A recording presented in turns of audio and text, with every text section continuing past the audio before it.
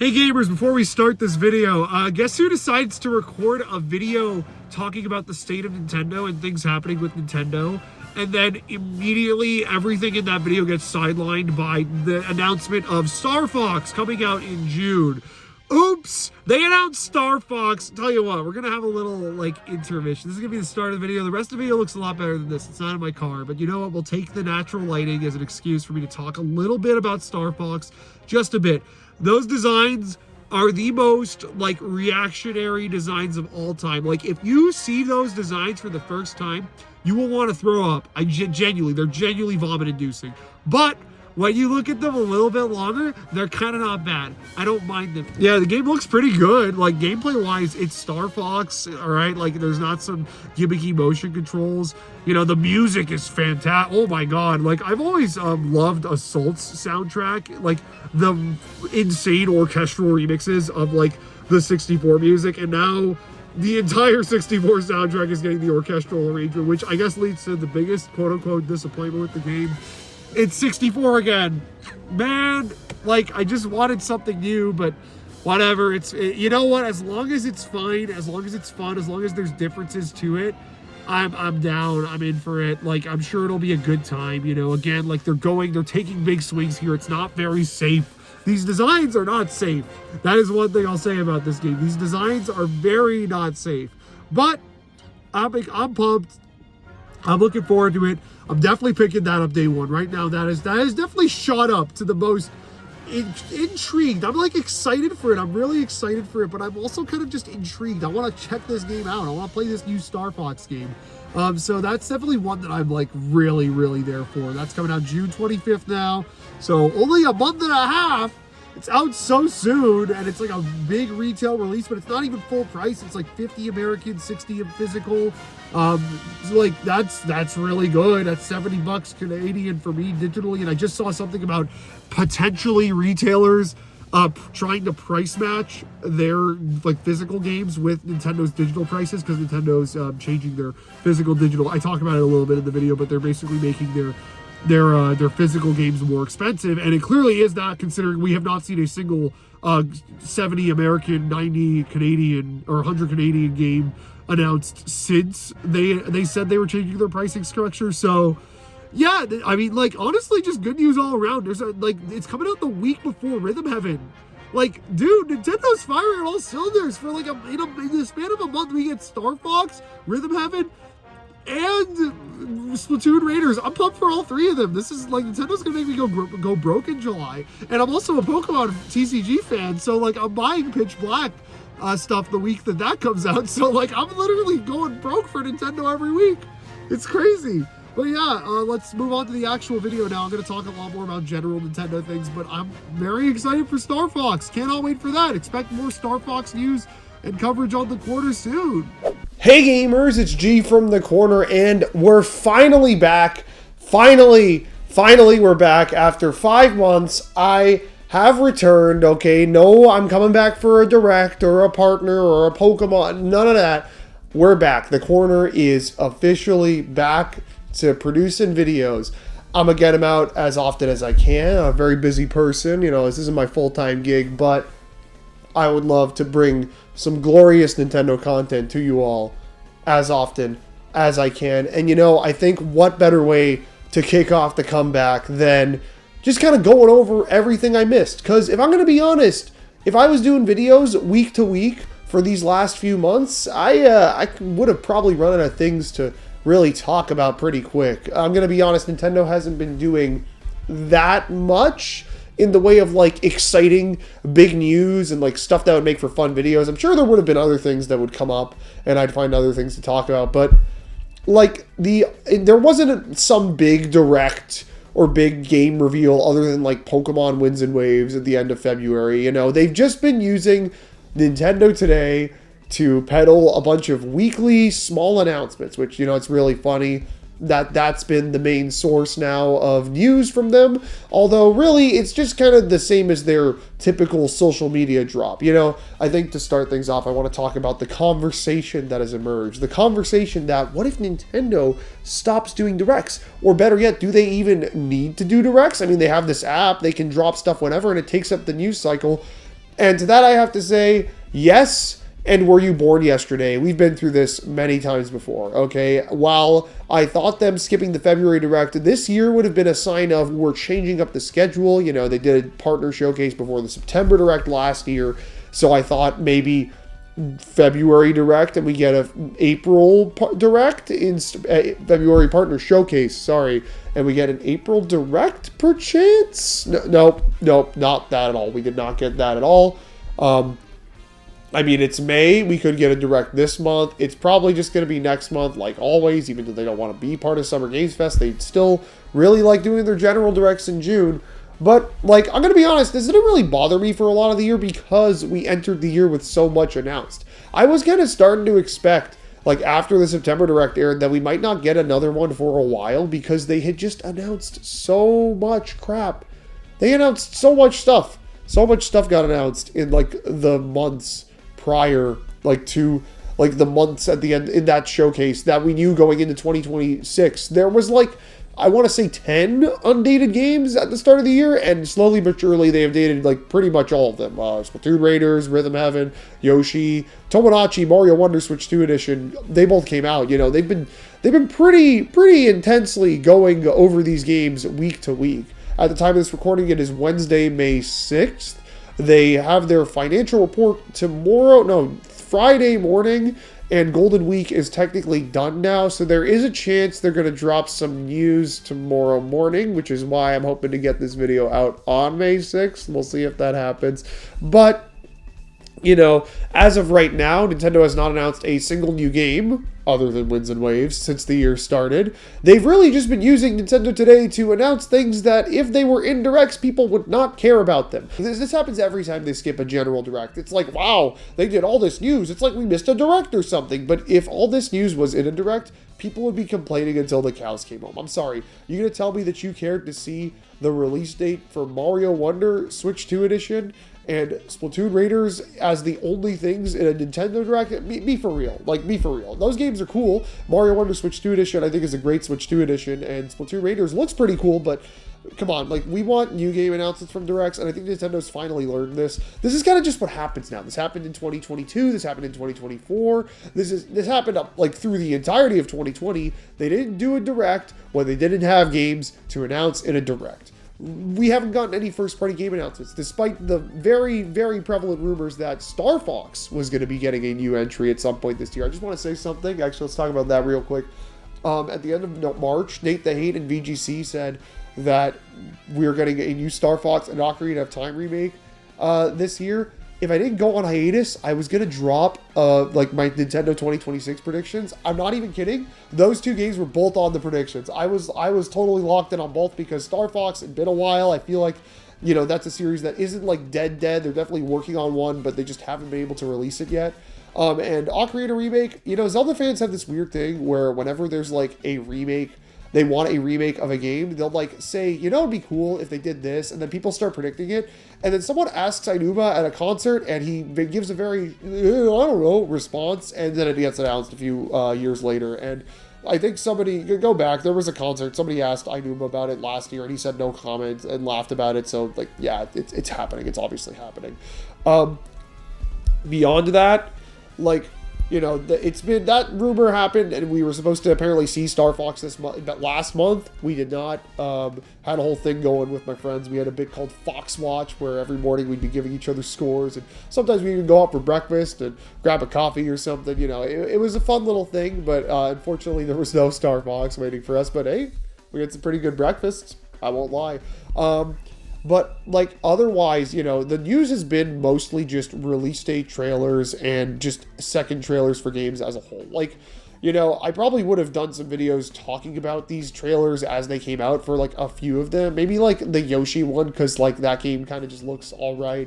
But really, the big thing from Nintendo these last few months has been the games themselves. Nintendo's had a pretty high quality lineup for since the year kicked off. Animal Crossing New Horizons Switch 2 Edition was the first game that dropped, and honestly, it was alright. You know, if you like New Horizons, it's more New Horizons and you'll love it, but I kind of realized as I was playing it that I really just want the next Animal Crossing, and the prospects of having to wait several years for it, because now they're trying to push this as the Animal Crossing on Switch 2, not really that exciting to me. It's not really that exciting. But beyond that, all fantastic stuff. Mario Tennis Fever is the Mario sports game that people have wanted for like years. This is like no questions asked.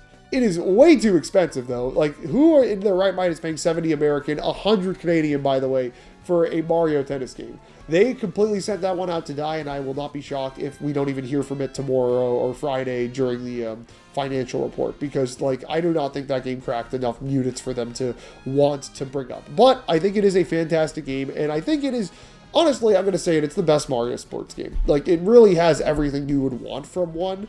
I'm sure it could have more. Like, I think the story mode is kind of bland, and really, I kind of wish they just didn't do it. There's enough single-player content outside of it. I wish they just, you know, spent the time and resources making that single-player mode on more courts, but it's not as egregious as like Aces, where there's clearly like a bunch of courts designed for multiplayer that aren't in the game and they like drip fed characters or something. No, there's like a bunch of unlockables in this game. There's a ton of modes, you know. I think as a Mario sports game, it's fantastic. Whether that's exactly your cup of tea is something you're gonna have to realize if you actually pick up the game. I feel like a lot of people who really want these kinds of games back don't actually want to play them. They just kind of like want them because they have nostalgia for them, but like you put a perfectly good one in front of them, they're not going to pick it up. Also, it's really expensive, and honestly, I gotta thank it for being really expensive, because since then, actually since Pokopia, Nintendo has not released or dated a game that is even remotely the same price. Tomodachi Life and Rhythm Heaven are both under that price tag. Tomodachi Life, or Rhythm Heaven's only like, I think 40 American dollars. Splatoon Raiders, which I thought would have easily been another 70 American game, is only 50 American. I saw that $70 Canadian price tag, and I was like so surprised. I was so surprised. But, you know, moving on from just price discussions. Pokopia. I did not get around to Pokopia. There was a reason why I didn't do the corner for 5 months. I have been a very, very busy graduate student working on many things right now that I will show off eventually. But I didn't pick it up. I didn't get around to it. It looked really great. At first I was like, I don't know if this is going to be that great because it's just Minecraft and I'm not the biggest Minecraft person. But the more I've seen of it, the more I was like, I would have really been into it. But I said, A, I'm really busy with school and such right now. And B, Tomodachi Life is coming out in a month. And that's like basically, not the same thing, but that is a game that requires a similar level of creative thought, and I wouldn't want to spend it all on Pokopia as opposed to the game that myself and many others have been waiting years for.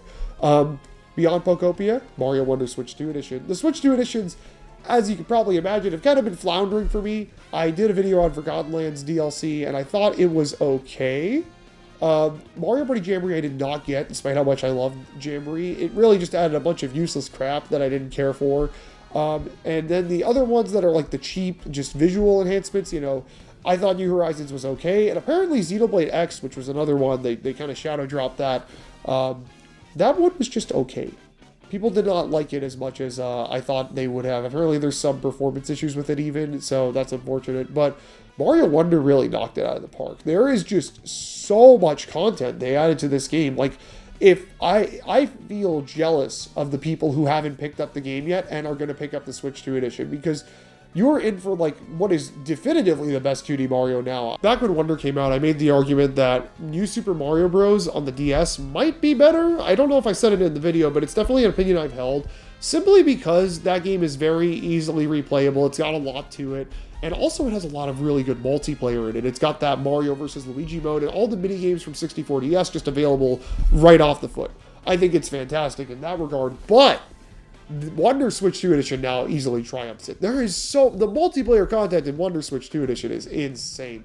There's so much fun stuff. You can play a medley of like all these fun mini games. Like, I'm gonna be real, it's genuinely so much fun. And then all the single player content too, those bosses and the challenge stages are so great. Honestly, like it's one of the best Mario games with even more in it. I think it's genuinely, if you have the original, like, instant recommendation, if you haven't played it, oh man, I honestly might say shell out the, what is it, like 80 American, like 110 Canadian for the full thing. I don't even care. I think it genuinely is worth it. It's really good.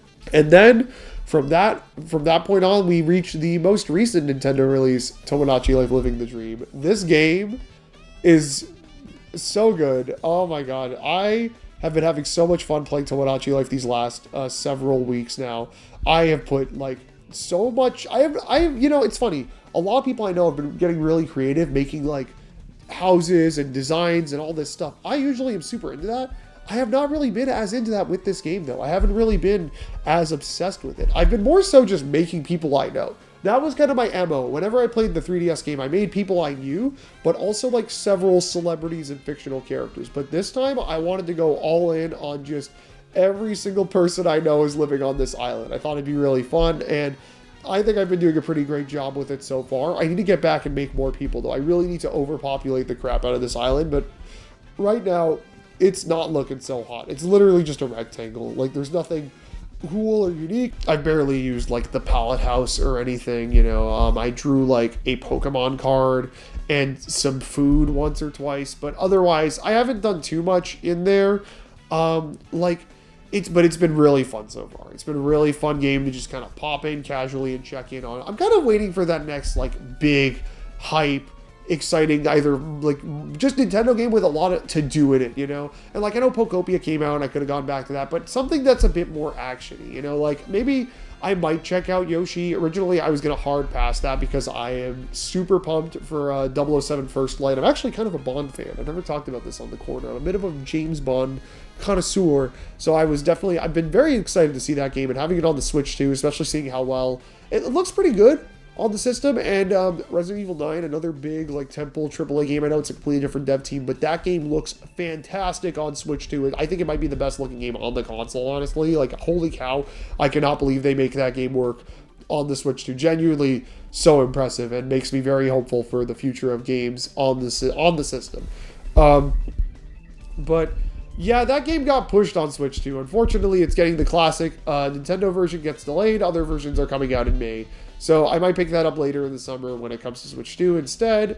And I might get Yoshi. We'll see. It looks really toned down in difficulty, but it does seem like there's a lot of like fun interactions and like things you can do in it. I'm actually going to probably wait and see what the early reviews are before picking it up. So that'll determine whether or not you're going to get a nice corner review of this game. I usually don't do that, but like this is one that I'm really on the fence with. And with Nintendo's stuff being more expensive than ever, like I'm not going to just buy every single first party release, even if it doesn't interest me, because like, yeah, paying $6.85 Canadian or 100 Canadian for a physical. Now they're doing this physical digital price split, which I would be really shocked. I'm not shocked, but I'd be very like surprised, pleasantly surprised if it ends up being that price difference actually makes the digital stuff cheaper. Because I'm like 100% like, oh yeah, the physical stuff is just getting more expensive, and it's going to be like $100 game, $110 physical game. But like so far it seems like they've been lowering, and it might also be because of like the tariff situation. Because like I don't know everything about it, but apparently a lot of companies are getting paid back for the amount that was put on their imported products as tariffs, so as in the US. So that's good, I guess. That cost was always sent off to the consumer. So okay, that we're getting into a way different discussion here. Basically, maybe Nintendo is actually being nice to us and giving something back for having to made us put up with carrying the cost out. We'll see. We'll see what happens. I think the biggest thing I missed out on was making a Nintendo sues the U.S. government thumbnail. There were so many of those. Oh my god, I wish I could have done a stupid-ass thumbnail of Mario and Trump on it or something. That would have been really funny, but oh well.